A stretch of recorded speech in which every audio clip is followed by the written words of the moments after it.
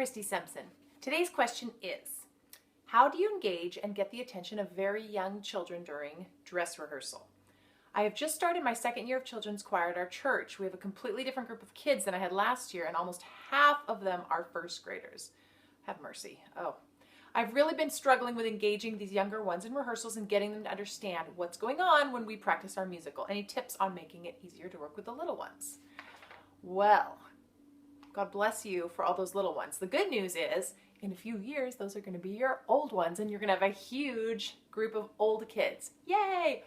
But we all know how sweet these little ones are. We just need to figure out a way to herd them like herding the cats, right? So, I mean, specifically for rehearsal's sake, this said dress rehearsal at the beginning, but I think it also meant for regular rehearsals.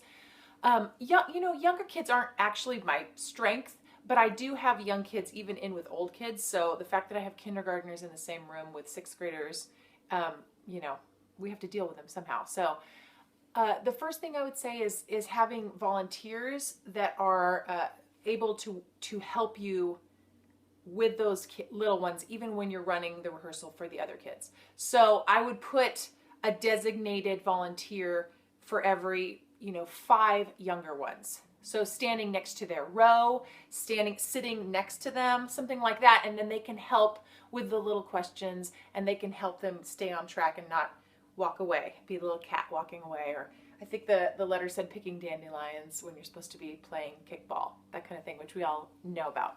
The other thing, I do everything through positive reinforcement. So for me, if I know that it's going to be harder to control the kids, I'm going to give out more rewards. And that's not a bribe, and you don't give it to them if they don't do a great job. But I would do more frequent rewards when they're younger, since their attention span isn't as long. So for me, that would be something like saying, okay, I want you to sit up real straight, and I'm going to see who's sitting just the best, who has the best straight back and smile on their face, and keep it moving. And then say, I'm going to pick the person in 4 minutes. I'm going to pick the winner who has been sitting the quietest for these 4 minutes. Even though we're doing a bunch of other stuff, I'm looking for the winner or the person that's in charge of them. Maybe this adult's in charge of those 5 kindergartners or first graders. This one's in charge of the next group of them. Something like that, and make it small, not at the end of rehearsal, because for the young ones, that's a little long. So for me, if you just space it out like very, very short, or put a timer up, a sand timer. When this goes down, I'm going to pick the person that's been quiet the longest. Something like that. Then you're going to give them a sticker, or you're going to let them come up and help you. Who's going to be my special helper for the next 10 minutes?